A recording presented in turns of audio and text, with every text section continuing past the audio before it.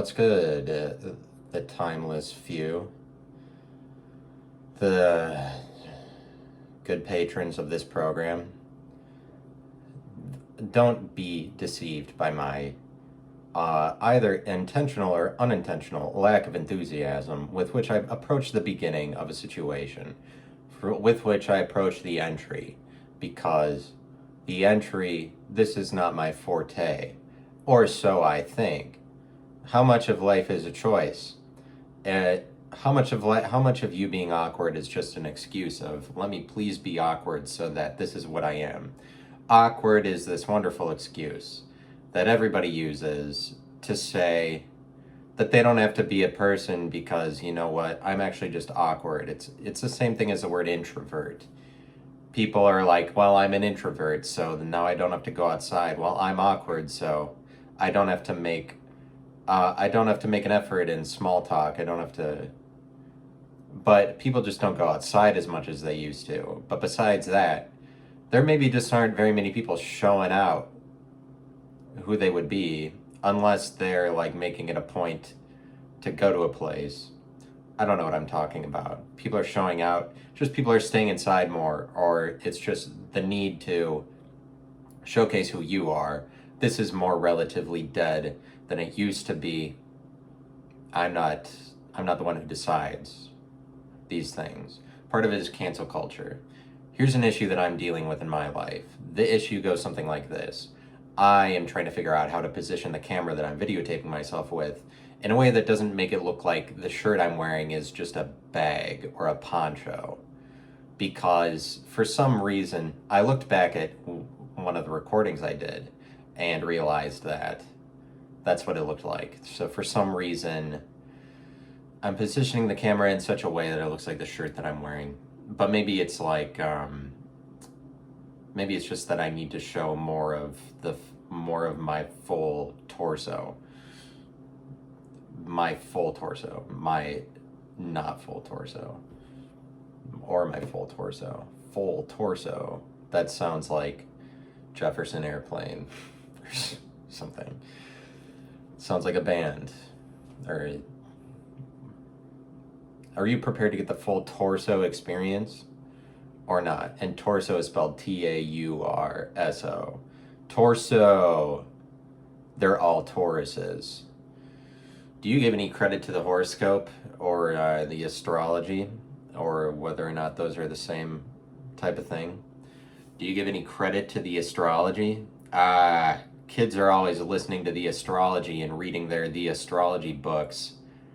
Kids, if they weren't gaining so much from goddamn astrology, then they could make a living and put a sentence together.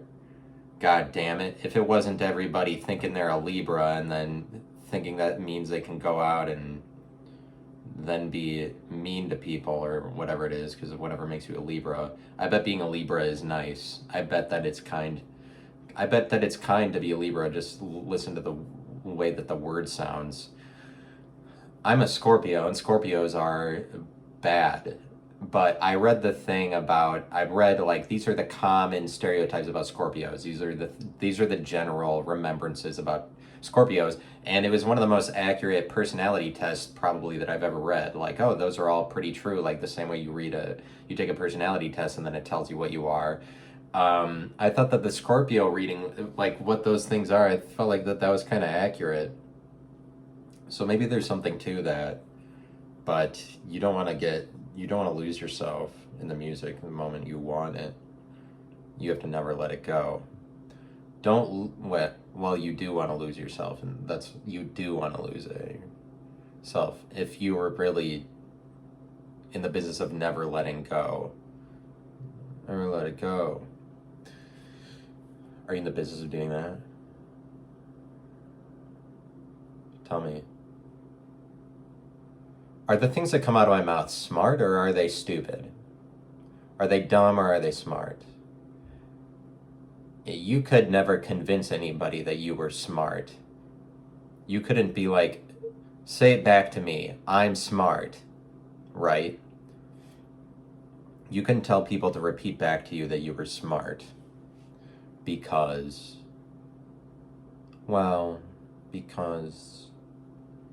The reason is that, the reason for that is smart. Would you rather be smart or would you rather be compelling? I don't know that those two are the same at all. I don't think someone who's smart is very compelling, because somebody who's smart is just in the business of being accurate all the time. I question the value of being a smart person. I don't think that I'm that smart. I think that I'm kind of stupid.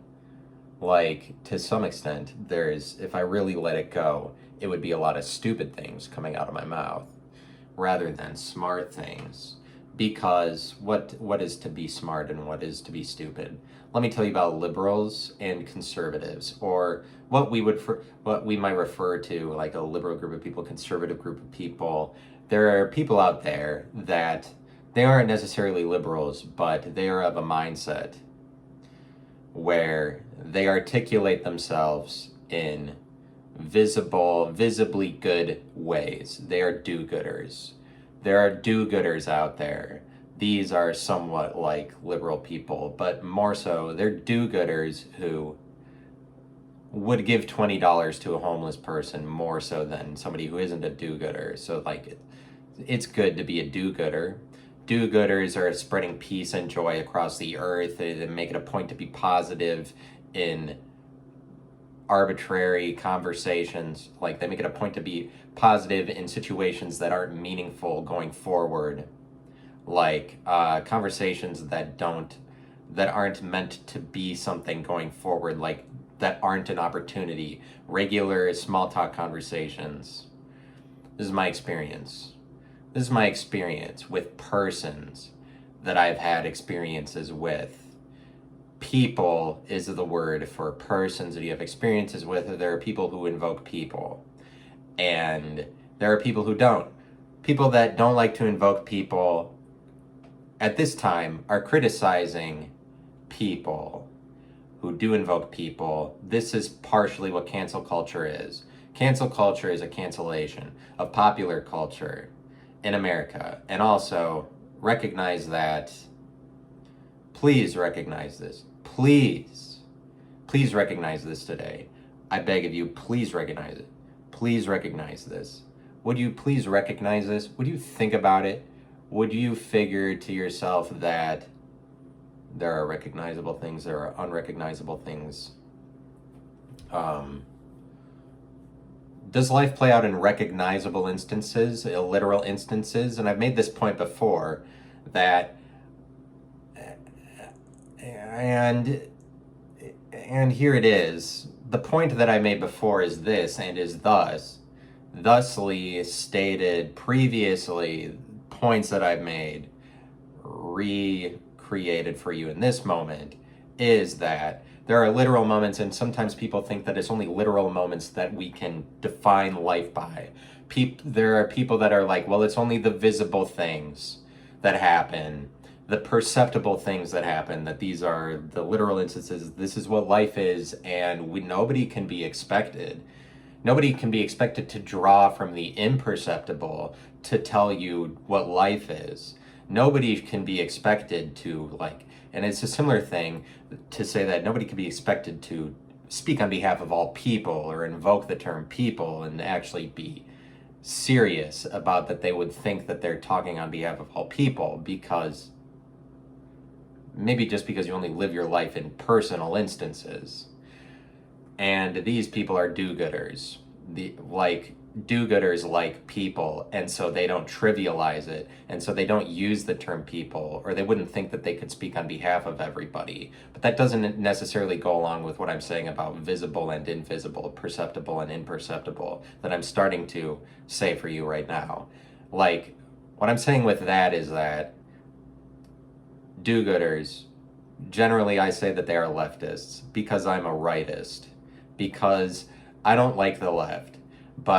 And it might be to the point that when I say, people do this, and it's something I don't like, maybe this is just me communicating what I don't like. People do this, and it's something I don't like, I'm saying I don't like it. Or like the left, or it's just the left can become the scapegoat for people that I don't like. Like I say liberal, I mean things that I see in the world that I don't like coming out of like actions that I don't like what I see from people. Those people are then leftists, but it's just like they're just people. But leftist is a term that you can use as a rightist to communicate who you hate. And because it's not people on the left, because it would be unintelligent to throw everybody under that blanket. Liberal, that would be uninspired, unintelligent, unimaginative, uninventive. Lack of intentionality, lack of plan. Is a plan good? I tend to think that a plan, well, it's just that other people might see what you do as a plan. Other people. Cancel culture is a problem about people. This is what I'm on here to talk about today. Cancel culture has to do with people, the word, because it has to do with the canceling of American culture, not Japanese culture, not Korean culture. Because when we're talking about cancel culture, we are talking about American culture. We're not worried about Saudi Arabian culture being canceled. And so it's cancel culture speaks to cancellation, or at least a greater awareness of and exploitation of popular culture society, because it is a cancellation of culture itself. To the extent that culture continues to be canceled, this is the full extent of this would be a cancellation of American culture, which would include just culture itself, but an important aspect of the articulation of American culture is popular culture.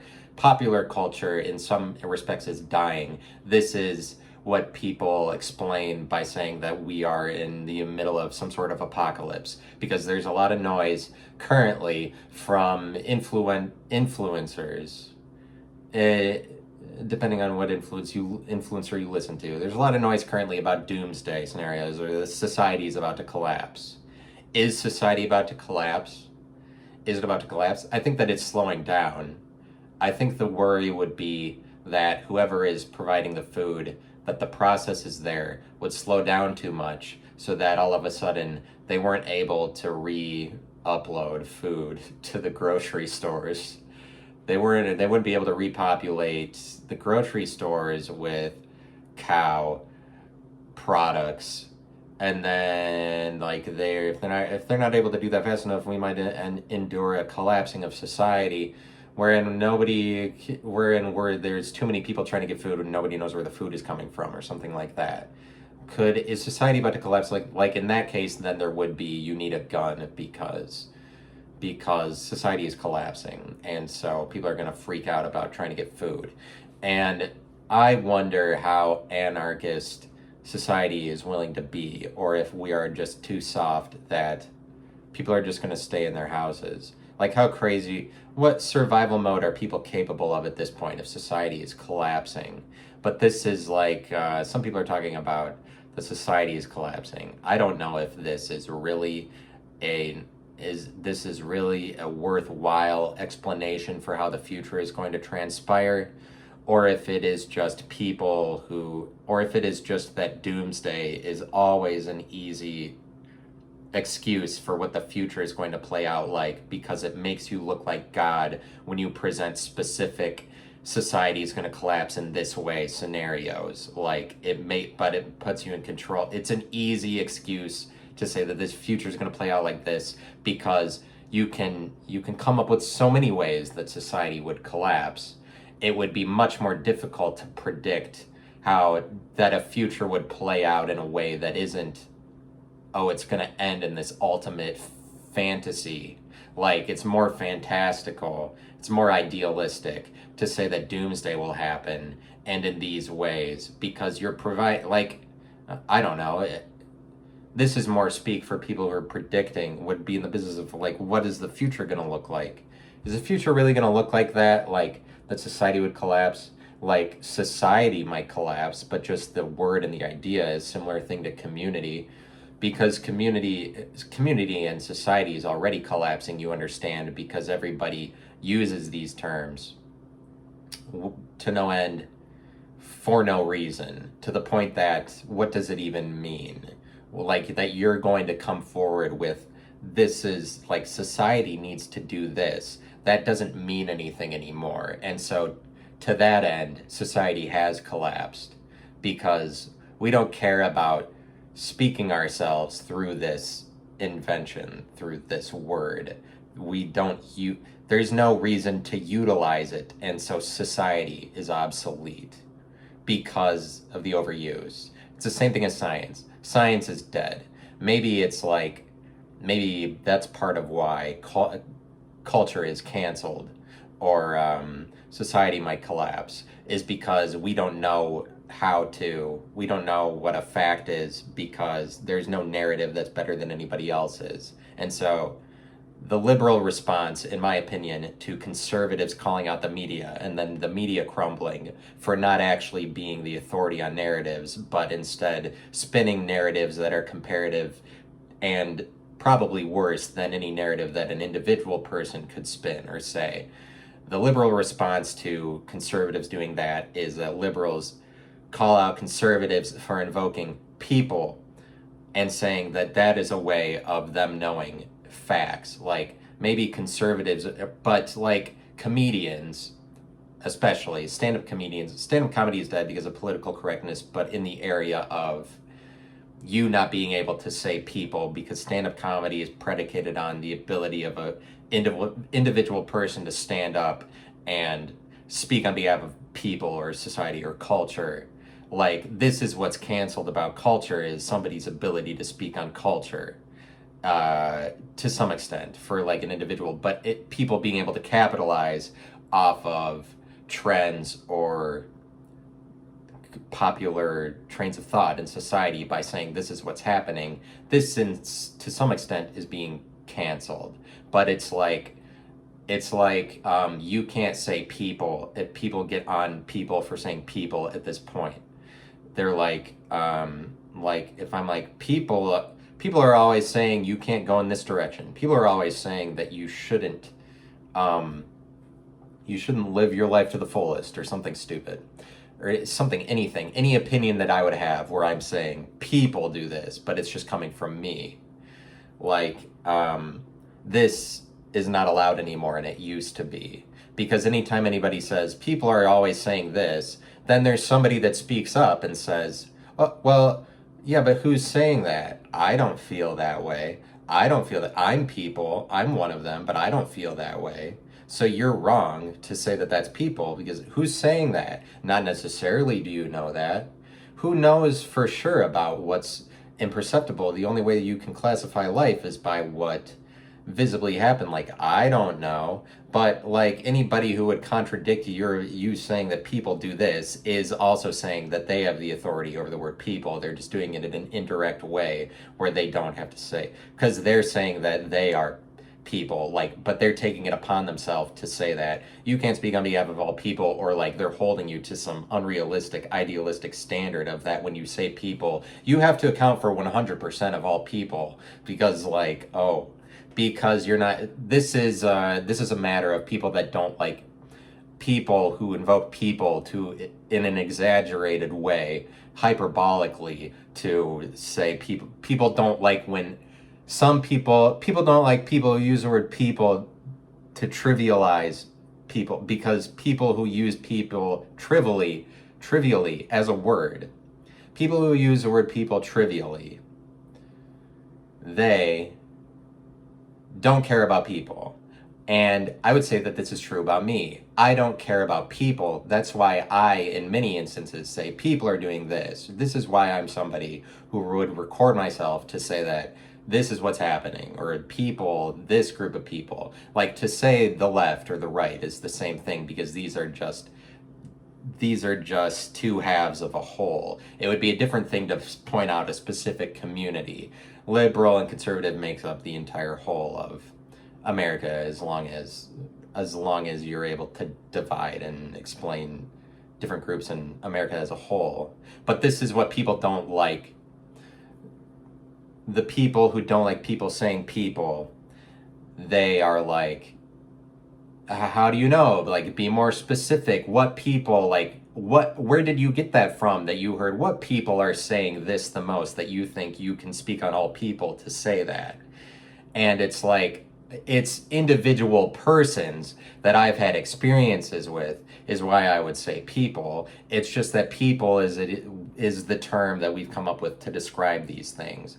But like, people as a term is under attack, is under fire. This is sort of what's at the heart of cancel culture, is the idea of you being, it's a problem with the word people, that, if you will, the technology of this like articulation, this pathway, this perception of explanation. So perception that governs society, pretty essentially. When you understand that, you can't say all like, what is the word for multiple people together, the collective for persons, without saying people. Then you understand how subject to this perception we are. Like, it didn't have to be the perception that we call people, but it has to do with like people is more for collective for persons. It's related more to popularity. And so like cancel culture is like a cancellation of popular culture. Popular is a word for being people-y, your ability to speak on lots of people, or people can see themselves in you, or many people are found in one person, is what makes you popular. And like, the cancel culture is a cancellation of popular culture. It is somebody's ability to say that they're popular.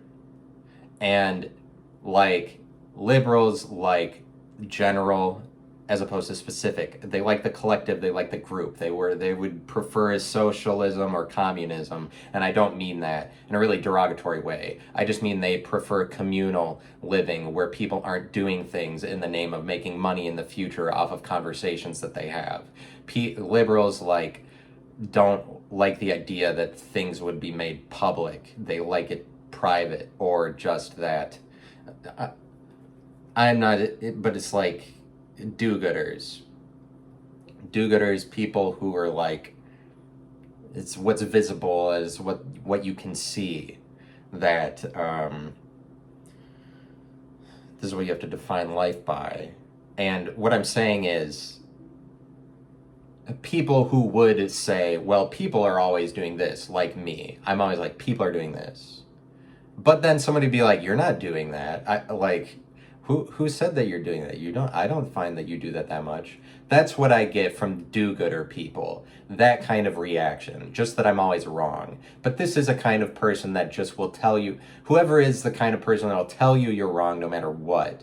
But there are people that will tell you you're wrong no matter what if you're in the business of just circulating opinions that are somewhat baseless. Like, if you're more theoretical, that you're just going to spout off, this is my not proven disconnected theory that I'm trying to connect the dots. People will find ways to tell you you're wrong. The new way of doing this is just to, in a more imperceptible way, to say that you weren't like, it's just that the fight between these two kinds of people, like conservative-ish people and liberal-ish people, is like a fight between, it's like liberals trying to convince conservatives that they're wrong about their theories. And so conservatives are stupid in some ways, or there's like, conservatives are stupid, but people read people differently. Whatever liberals do, they have a certain false about them that to me would be unreadable. The same would go for liberals to conservatives. For a liberal, conservative person has a certain kind of falseness that is unreadable to them. And this is why these two groups of people are opposed. Liberals hate Trump because he is not like them. They like Biden because he's a person that's like them. That's all that it is. It has nothing to do with how racist Trump is or whatever. These are just terms that leftists make up because they don't like Trump. They don't like him because he is unlike them. He is not like them. He is not similar to them. They want an elected official who is like them, which for a leftist is somebody who says words truthfully, but in their mannerisms is fake, in their intentions is fake. Conservatives like people conservatives like people who, in their mannerisms and in like the imperceptible things about them, the ways you communicate besides words, conservatives like for this to be authentic and true, but they don't care about their words. And so then this is like Donald Trump is like this, I would say. He's a person like this, doesn't care about his words because he probably doesn't care about people. Like, but somebody like me, I don't care about people, and so I will use people trivially. I will throw people under the bus because I don't care about people. I don't care about the group. I don't care about the collective. I care about individual things, and so I will use people trivially. But it takes a certain kind of person to always speak on people. Like that would just be coming out of your mouth, that you're like, I speak on behalf of people. This would be a naturally popular, person. Naturally, somebody who thinks that they can speak on people is going to say people all the time, but is somebody who's trivializing people as a group is going to be somebody who's going to do this, rather than somebody who worships people as a group. Somebody who worships people as a group, they would have less an ability to be popular, but they want things to carry out in an environment where there isn't popularity, there isn't competition. Because in an environment where there is within a religion or something, but not every religion, within an environment where there's no competition, there is no popularity, because popularity is based on competing stories. Like in the Christian church, there is only one story. It's Jesus' story. This is an environment void of popularity because there's no room made for competing stories to say that this person is more popular than this person, or at least it's not supposed to be that way. You're all supposed to, not that there aren't games that play out within the church, but it's unsaid. It's not very competitive. People are just like congenial and do not confront each other in a church. And congenial to your face. Anyway. But speakle that keep people on behalf of people. So because you can't speak on people now is the point that some people are making. Even though when they make that point, they're saying, it's just people are in the business of saying nobody knows anything, but they don't. What is not articulated yet to this point in reaction to that idea is that people also don't not know things. The other thing is, what do I not know about what I've seen? What would I not be able to make out of like what I've seen and experienced in my life? And then what I speak as a result of that, what about that isn't true? Like I'm saying a specific line of words as a result of what became integrated in my mind about all the things that went into it. And as a result, I'm saying these things. What would not be true about that?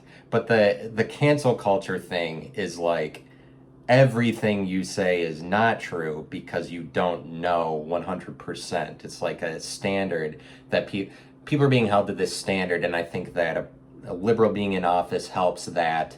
Like, it empowers liberals and energizes them to say that we get to say whatever we want. Like, we're kind of living under a liberal identity, and so it causes for them to have more power, maybe to some extent, especially when they're the people that are like, as long as there's one in the office, then we're winning, because that's what it looks like. And so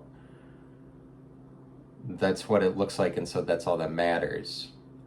But do-gooders are going to tell you that there's nothing to be understood about a person beyond their words.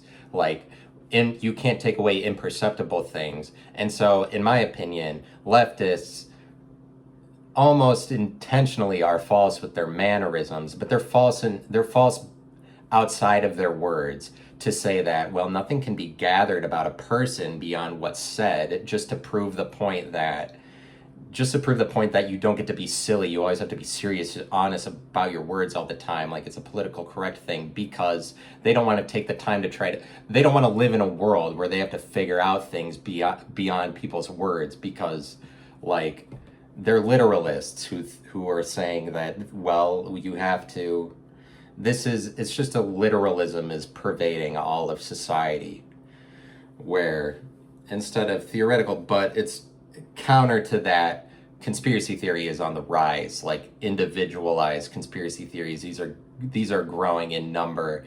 It's just literal versus theoretical is the new political bent. Whether or not you want to call it that is literalists versus theorists. And the theorists, and it has to do with that the onus is now on the American government, and it used to be on the media. The new onus is on the government, and this results in that you speak your qualms and dissenting opinions about the American government in terms of conspiracies, because the American government is a hotbed or a generator of conspiracies. Like, this is what you would speak about beyond the walls of government. You would speak about it in terms of conspiracies, as opposed to something else. Media, you might just say that they're liars, or they're like, that it wouldn't come across as a conservative, you calling out the media, that you would be able to call them a conspirator. To some extent it works, but like, I'm just saying, when it's the government that's under attack, this has to do with conspiracy. And like that, you're like bringing up new conspiracies, and I think that you already see it, that there's lots of conspiracies that people are putting out there. Like, there's just like this is the area of interest. This is new, but I've made this point before. I've explained this before. I've been explaining that.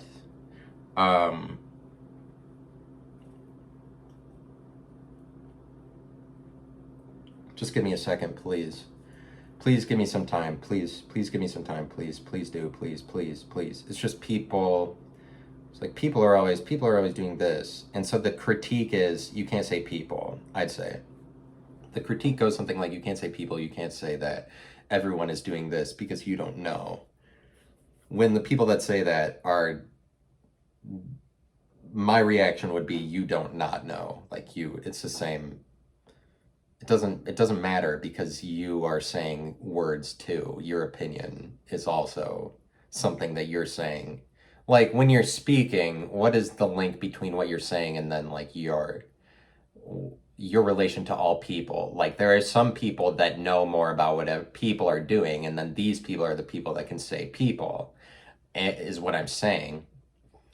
Because those people are above it enough that they're just saying it. Those people who just can say people do this, they have the authority on people. Like, don't act like there aren't people that do that. Don't act like those people don't exist, that all people can't speak on people. This is a lie that is circulating in the world, like, that nobody knows, or that people can't speak on people. I need to get more to the heart of this point that I'm making overall. Like,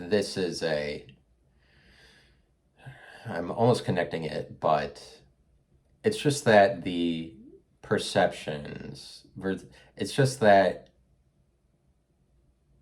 people act like you. In making things literal, they ignore that you are just alone in your room, at least for a couple hours, even if you live with somebody, like, and people know where you are. Say like two people know where you are all the time because you live with them or something. They come close to like knowing where you are, as opposed to everybody else in the world. Like, even then, they don't know where you are. Like, when you're just alone in a room, your existence is imagined to every of the other 7.5 billion people on the earth. So there's like a lot of time that you spend where nobody else can see you, and so they can't define you literally through like, this is what they look like, this is what they did, and this is most of your life, probably. Like, this is most of your life, you are not being seen by people. And even if you're hanging out with people, they aren't looking at you directly all the time. And even then, they wouldn't be able to report back accurately all of the actions, because they wouldn't remember it. And also, they wouldn't be the best descriptor. They wouldn't be the best person to describe it. The only person who would be the optimal way of describing it would be from the words of the person. The person knows the most about their real existence. Another person, like you to any other person, is mostly imagined because they aren't looking directly at you all the time. Most of the instances that you live out in your relationship to somebody are imagined from the other person because they aren't looking at you. Like, and so people who are literal all the time ignore this. They ignore that the imperceptible is much greater than the perceptible. Or in other words, the universe is much greater than the earth, like it's much greater than the environment in which we're able to define and categorize things. Like, or in other words, that the electromagnetic spectrum is much wider than the visible spectrum, wherein we can classify things because it is visible. Like, but do-gooders deal in the visible. They articulate themselves in the visible so that they're doing good. Like, look, I gave money to the poor. They do it to the extent that, like, their mannerisms are saying that they are truthfully, like, doing good. But they lose something in the process. Like, the cost of that is that they're doing it for appearance. Because if you're always being a do-gooder, it would be understood if you looked at humanity or gained things from humanity that were imperceptible. You would recognize that if you're doing things always in the name of doing good, then this is like you're doing things for appearance if it's only about that you're saying words truthfully, like I did. I said the honest words because then people knew exactly what I meant. And it's just like if you're always being honest, if you're always making sure that people see that you're truthful, this is just appearancist. But the people that do that are doing things in the name of visibly looking good in every instance because they act as if you can't gain anything from the mannerisms of a person beyond their words, or you can't gain anything from the imperceptible. It's only the visible things that matter. Like, you can't talk about people as a whole because it's only a person that you see in literal instances that you're able to speak. You're only able to directly relay word for word something you saw at a given moment in a literal moment, and this is the only thing you're allowed to say. You're not allowed to speak on people because that would be imperceptible because you can't see all people all the time. That you would speak on a collective when you're an individual. Like that's you're not being honest. You can't say that. This is what do-gooders would say. This is what leftists would say. You're being dishonest because they don't like dishonesty or exaggeration in words because they're like, words have to be obvious. Words have to be obvious and visible. These people deal in the obvious as if the obvious is the only thing that exists. As if the obvious, they're like, but you see that I could very easily say that these people are these people. I think that it's conservatives that are in the business of calling liberals liberals and conservatives conservatives because they trivialize people, like large groups of people. Like they trivialize a collective, like all of America. That comprises all of America, leftists versus conservatives, essentially. I'm not helping out the advancement of political ideology by saying it's only two groups because I'm part of the problem for new political systems being recognized and respected. If I say it's only these two things, I am not helping the evolving of the situation. But it doesn't matter because whoever's elected president is just doesn't have that much power. It is what's beyond the presidency. This is what we're articulating, is that there are secret societies across the world that control things, that it doesn't have anything to do with the people that we elect. This is just a show. But recognize that whenever whoever is in the White House, whenever whoever makes it to that White House and then sits in there and then they're like, I'm sitting in the White House. First of all, think about, could you imagine if you made it into the White House and you're like the president? But I think you can imagine it more. It's not that crazy now because we had shows like House of Cards come around that kind of broke down that for you, like put you in the shoes of somebody, some ego-driven, maniacal politician who's actually doing that. You could be in the shoes of that to see what it would be like if you were cutthroat enough to make it to the president, to make it to be president. But just recognize that the White House is basically like a version of Hollywood popular culture where they're like playing house in this White House. The people that are elected in there, they're wearing clothes that go along, that they're wearing uniforms like suits that go along with the play and the theater that they're playing out in the White House. And it's like a stage of sorts. The White House is like a playhouse a little bit, that to the extent that we're willing to recognize the sanctity of it, it was like, oh, the White House. But it's really as unimportant as like monarchs in England to some extent.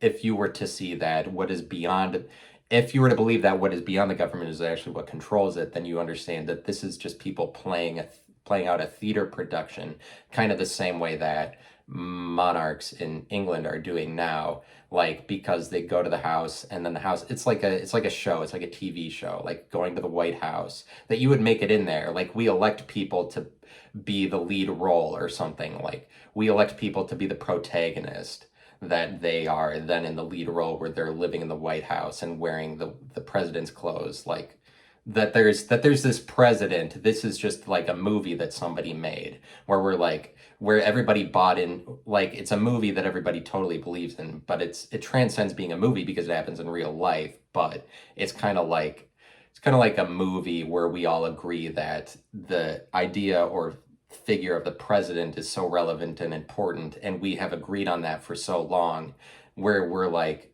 it's like a movie that was really box office popular, or like it's just like, because it's so true to America, it's us all being able to agree on the construing of events that is the president living in a White House. This is something that we can't get over. But this is just kind of like, we like the protagonist for whatever reason to have the title president, because this is how we articulate ourselves, as opposed to in England, this is a version of monarchy, or it's a version of government that exists at this point in time, where we convey that what's important about the presidency is he's like protected by the Secret Service, and the Secret Service wear this, and they're secretive. Like, this is the way that we like it. We like the idea of like protected secrecy in the Pentagon, and we project some of that onto these enterprises, like these things, these entities like the Pentagon or the group of people that is the Secret Service.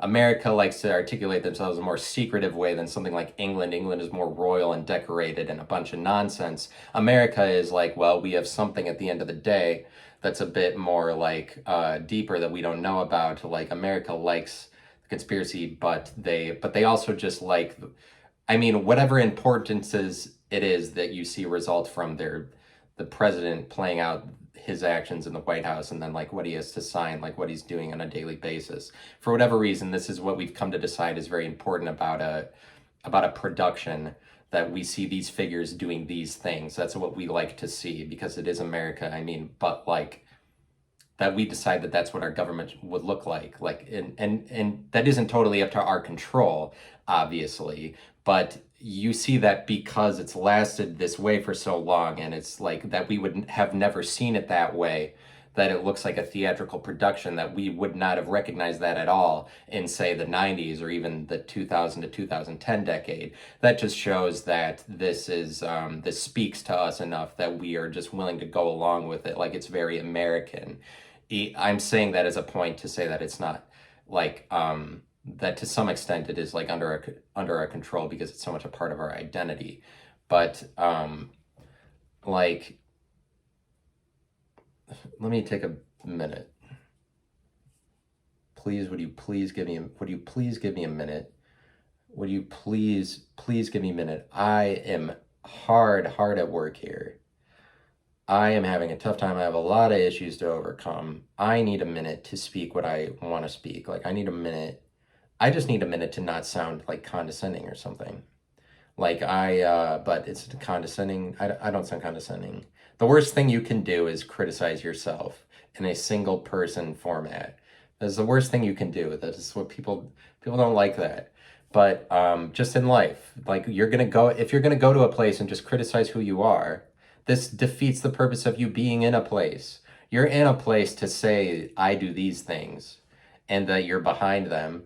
And if you're not saying that, then people hate it. That makes you unpopular. And like, I also want to make the point that speaking on behalf of people, does this make me popular? No. No, not necessarily. It doesn't necessarily make me popular. Like, I don't know that I'm good at being popular. I might think that I am. I might do a lot in the name of saying, like, these are the popular tropes. Like, this is what pop music looks like. I have a fascination with popularity. Maybe it is like, I just need to confess. Let me confessional time. No, I'm just getting into a drama. If you're ever being confessional, by the way, if you're being confessional, you are partaking or consenting to a drama because you're like, this is my issue. I don't have an issue.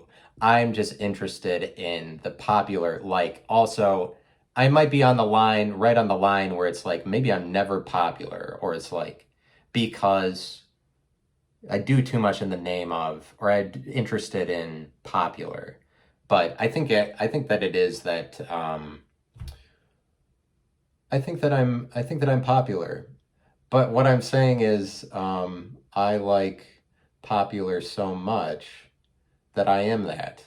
It doesn't, so it's like, it wouldn't matter that I was or wasn't. I think I am anyway, actually. In real life, like, I think people would say that I was likable.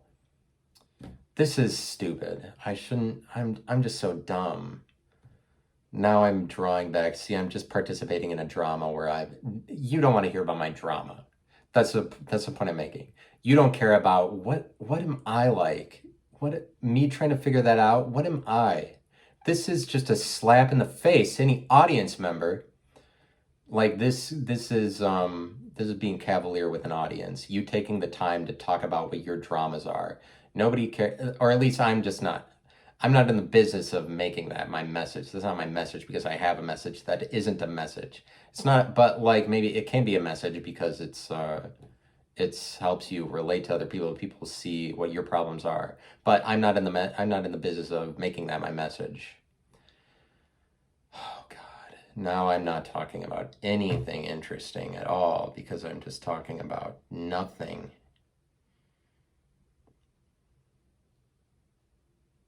But it's the visible, like, what I'm talking about is visible people want visible things. And then they act like, but the way that I see it is leftists are truthful with their words, false with what should be imperceptible about them because they act like you can't be expected to know about a person, but it's just naive. It's just naive behavior where they're too lazy to go into other realms of communication to pick up what's true about a person, but because they're not conspiratorial, they're not going to read into things about people. They're just going to take the visible instance and then reinforce that to you that that's the only way to do it because they just draw a hard line at not being industrious enough to figure out more about a person because I don't know, because they're backwards. Maybe they purport to care about people. They care about people as a group. They don't care about individuals. They don't care about persons. And for some reason, and it's just like you care about persons. This is then you critiquing people. Like if you say people enough, this waters down the idea. Like if everybody's saying people do this, it's trivializing, it's a slap in the face, it's a critique to people. Like I am in the business of critiquing people. I'm criticizing people because even if I say something good, people do this, and it sounds like a positive thing. This is a critique of people. Insults are compliments, essentially. Compliments are insults. Like, and to some people who are do-gooders, compliments are always compliments because a compliment, as long as it sounded, as long as a positive thing was said, this has to be positive. But there's just like, there's flaws in this way of living that are like obviously people say things that they don't mean though. You can't escape that reality. There are people who just like to step on everybody's toes by saying compliments that are actually insults. And these people are generally the do-gooders who aren't able to speak themselves in words anything negative visibly, and then it comes out in body language or something else, because it's not like people who do good aren't mean, and you see that that's true. You see it. You see, like, this is, I've seen it in individual people. But Donald Trump, he is not like liberals, and so but because he's saying things all the time that make him sound like a racist, because he's trivial cavalier with his words, that he will say things that sound racist, or say he's just speaking on behalf of people because he doesn't care about people. And this is what do-gooders don't like, is somebody who doesn't care about people. But so I'm going in circles. Let me bring up let me go in some different directions so that I stop rehashing the same thing. Or not, or just I quit, I'm getting very excitable, and I'm getting excitable, and sometimes I just get caught up in thinking about the construction of events, the judgment that somebody would have about what I'm saying, and then I think about that in the back of my mind too long, and then it makes me into a theme or a character. And this idea of characters, where it's like people are like, I like you because you're a character. Like people who show out or something, like, I'm this way, I'm a character. People who don't care about persons will say this, that you're a character, because they don't like to give credit to that individual people are more so than a character, but that what they say as a result of what they're imagining, or what they're theorizing, or what they are saying as a result of gathering a lot of otherwise imperceptible information. Like, into people who want what is visible to come out of people's mouths and want what is obvious don't hear these things coming out of somebody's mouth and say that that's possible. Okay, so like I forgot what point. So I'm talking about characters, like people who, and so what I'm saying is, I don't know that I could even say the word people going forward, because popularly you can't say people anymore, because people, it's people don't like people who are saying people, and so they're like, you can't. Obviously, I need to stand what I was just saying. People don't like individual persons enough that they're going to take the time to figure out where their imagination is coming from about what they are theorizing, if what they're saying sounds theoretical as opposed to very evidential and scientific. And so they will call them a character to say that you're like somebody in a TV show or a play, to make you one-dimensional, like, as if people can't say things as if people can't be more than a character. Like, do-gooders might look at a long line of conspiratorial sounding speech and say that it's not authentic, like it's just you, like you don't mean what you say. I think that there are a lot of people that would hear me talk about my political views and say that you don't mean what you say, because you can't possibly mean that. Just because they're not like me and they don't understand where I'm coming from, they would chalk it up to, you don't mean what you say, you're just like playing a character or a radio persona or something like that. When in reality, it's only the effectiveness of the program. It's only how authentic you are that would cause for the effectiveness of your program. Like, your program will only be effective if you did mean what you said. And so it is beyond being a character. It's just that character is an easy way to characterize it when you're picking and choosing single characteristics, or just in the business of saying, like, when you don't understand somebody, that their imagination, you can chalk it up to that they're just like a character, like a fictional character, or that they are intentionally being this way, when it is in actuality unintentional. Like, individual people that don't want to give credit to the depth of an imagination will say that your shit is contrived at the end of the day, because there isn't this well of things you're constantly saying, It's just you being a character, like you are definable. This is a way of people trying to make what would otherwise be undefinable definable to themselves. They will call you a character if you sound too crazy or out of reality, or if like when you're just what's coming out of your mouth is too imperceptible, or like they can't call it wrong, but they can't call it right either, or just that you deal in relative truths. I would say that there's this pervasive idea that you call somebody a character and this is like a compliment. Oh, I like you because you're a character. And to some extent it is a compliment, but when you give a compliment, this is a this is a hard line that you're making at a definition that you are judging another person with. So it's not like everybody on the earth is going to see a compliment as an insult. I would see it that way. Maybe it's more a conservative thing, but and it's not like every compliment is like that. Like if there's genuine, there has to be a certain I don't know, I'm just picky, or I have a high standard for what a compliment would actually be. Because most compliments are, in my opinion, attempts, they're just like, you are this way. It's like a controlling measure where people are saying they have authority over you to say that but it has to do with you being accepted. But if you're not going to accept that somebody gave you a compliment, you're just not accepting, you're not allowing people to accept you, which is also true. But you're the business of being, not serious. Like I'm not partaking in people's dramas where they try to get me to consent to the drama that I am smart, or I am good at this. Then if I'm not willing to do that, then that just shows that I'm making everything a joke to some extent, where I'm like, no, that's not serious. Like whatever way that you would judge me actually on the literal instances, I don't give credit to the literal instances. I piss on them by saying it is unliteral things, because this is larger in scope, that is more important. It is unidentifiable, that is more important than definable, identifiable, because there's so much more to draw from in that area. I would say that there's more energy, and like there's more energy that can be found in the rest of space that hasn't been defined. But this is creative space, where you like, or imaginative space, like in the space that you could create things that don't exist. This is an undefinable space as opposed to a definable one.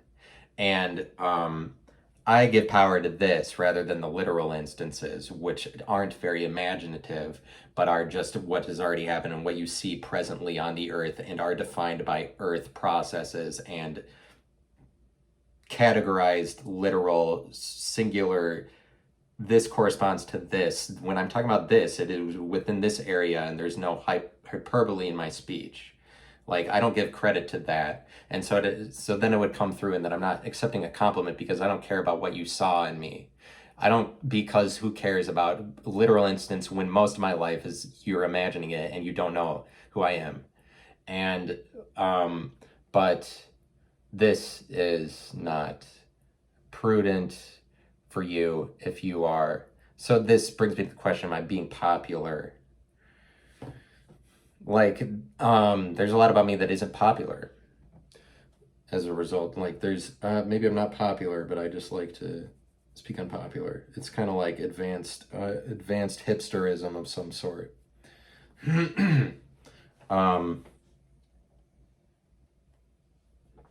But I'm saying, like, people call you a character, and that's like a compliment because they're saying that you're more a character than other people, because there's a lot of people that just are boring, or that don't make it a point to be a character. But sometimes if it's true of you that you're being a character, because this can be true of you, then you are maybe being too much a character, as opposed to, like, you might be in the business of looking different all the time. This is character behavior. If you're a character, then you are purposefully trying to be different or trying to be special. If you actually come across as a character, like, and the point that I'm making is that you could be more than a character, like, because you already are better than a character.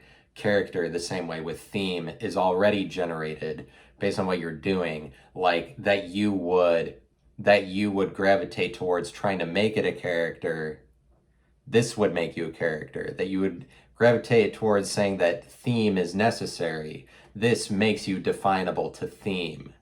But either those are similar ideas, like that you're putting on a theme or putting on a character, but yet they are different ones. And so you recognize that there are different individual ways in which you can which you can articulate yourself, that you're going to go in the direction of, that are slightly different, and like they don't have to be theatrical ones. They can be anything.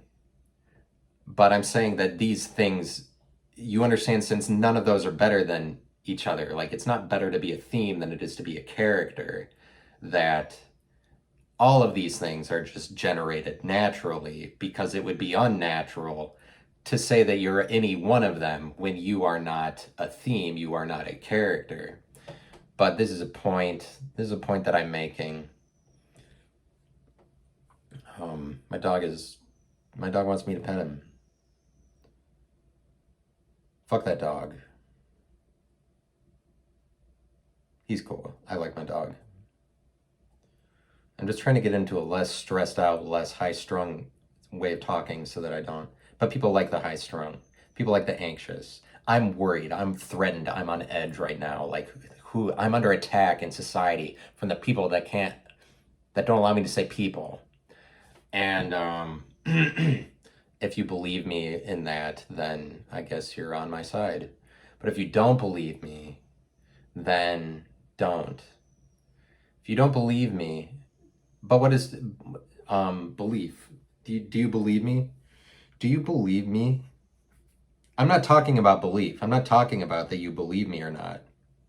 I'm not talking about that you need to believe what I'm saying, because this is beside the point. It is not to be believed or unbelieved, the things that I'm saying, because they are said and you heard them, if you heard them. They're not, but it's not, there are some people that are like that, you have to believe it. That's like the education system convincing you that, oh yeah, you have to listen to authority.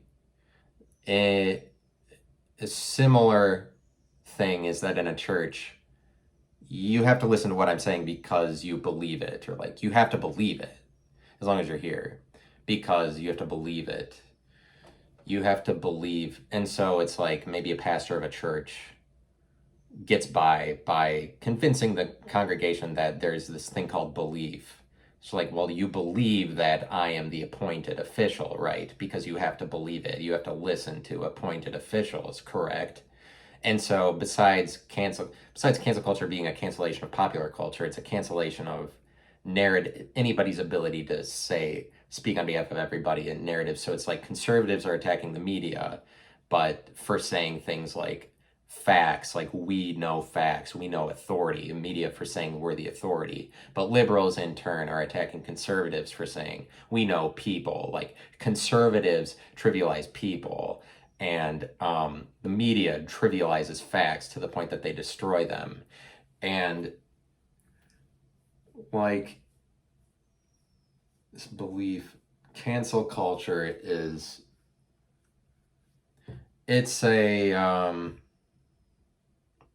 it's a critique on authority, mostly. It's a critique on people saying they have the authority at a point in time where we're recognizing that no, narratives aren't better than each other, and also the world is run by these narratives that we give a lot of power to. It's controlled by the perceptions that people agree on the strongest. And so like people are maybe coming to terms with the uncontrollable nature of the flowing of events, uncontrollable in the area of because people up to this point have been saying they have control over narrations, but it's like it's only a community of people agreeing that narration is true, like giving power to a perception that makes that perception true. And as long as you understand that, it's just controlled narratives for temporary amounts of time that people are buying into for either a decade or for a few years. And then the coexisting of all of these narratives that communities of people are agreeing on, that this is what we're saying is reality, when it's kind of more like reality is less, reality is more dispersed and distributed, and it's more dispersed and distributed and disintegrated than that, to the point that what would anybody be able to say on reality as an individual person? What narrative is better? This is kind of what cancel culture is. Nice. I went more than an hour. Thanks for listening, and go. I don't know what you do after listening to what I said. Maybe you buy a drink. Maybe you're like, wow, I need to get drunk. Like, just to relax. I feel not relaxed right now. I wonder if I infused a lot of stressed out nature into you with the way I was talking. And for that, I do not apologize. And go have fun the rest of the day. I reckon. Talk to you all later. I suck at closing it out. I suck at it. Loser. I'm such a fucking loser.